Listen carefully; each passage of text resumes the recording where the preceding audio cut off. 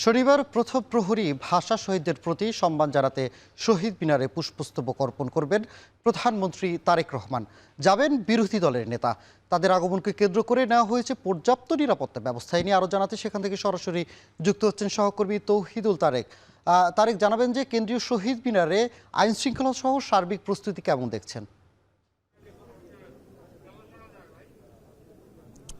সানি, আর মাত্র বলা যেতে পারে ৩ ঘন্টা, এরপরেই কিন্তু শুরু হতে যাচ্ছে আন্তর্জাতিক মাতৃভাষা দিবস এবং শহীদ দিবস। যেই দিবসটিকে কেন্দ্র করে কিন্তু ১২টা ১-এ ঠিক প্রথম প্রহরেই প্রধানমন্ত্রী থেকে শুরু করে বিরোধী দলীয় নেতা তারা সকলেই কিন্তু আসবেন এবং ভাষা শহীদদের প্রতি তারা সম্মান জানাবেন।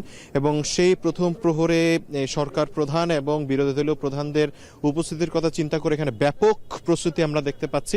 আপনারা দেখতে পাচ্ছেন যে এই স্থানটি মূলত দোয়েল চত্বরের ঠিক বিপরীত পাশে বিশ্ববিদ্যালয়ের সুইমিং পুলের যে সড়কটি চলে গিয়েছে ঢাকা মেডিকেলের দিকে, ওই সড়কের ঠিক প্রবেশ পথেই কিন্তু একটি চেকপোস্ট বসানো হয়েছে এবং খুবই কঠিন চেক করেই কিন্তু তাদেরকে ঢুকতে দেওয়া হচ্ছে। আমরা দেখেছি যে যাদের অনুমোদিত পাস রয়েছে তারাই শুধুমাত্র ঢুকতে পাচ্ছেন এবং খুবই সংরক্ষিতভাবেই কিন্তু খুব কম সংখ্যক মানুষকে ঢুকতে দেওয়া হচ্ছে। তো বলা যেতে পারে যে আইন শৃঙ্খলা রক্ষাকারী বাহিনী খুবই সতর্ক অবস্থায় রয়েছে, যেহেতু এই নতুন সরকার দায়িত্ব গ্রহণ করার পরই এমন একটি বড় একটি ইভেন্ট এসেছে এবং এই জায়গাটিতে সকলের নিরাপত্তা নিশ্চিত করার যে জায়গাটা, সেটা কিন্তু আমরা দেখতে পেরেছি যে আইন শৃঙ্খলা রক্ষাকারী বাহিনীর প্রত্যেকটি বাহিনী কিন্তু তাদের জায়গা থেকে তাদের সর্বোচ্চটি দেওয়ার চেষ্টা করছেন। এসএসএফ থেকে শুরু করে সেনাবাহিনীর টিমও কিন্তু এখানে রয়েছে।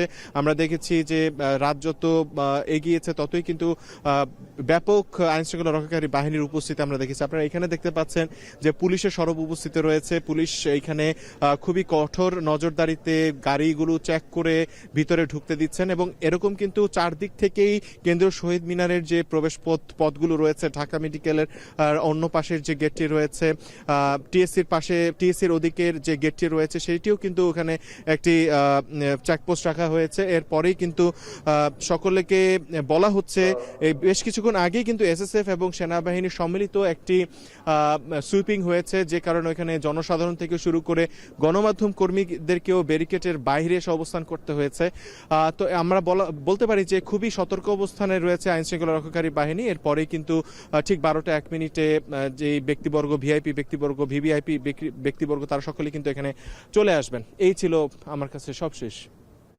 কেন্দ্রীয় শহীদ মিনার থেকে সরাসরি যুক্ত ছিলেন সহকর্মী তৌহিদুল তারেক।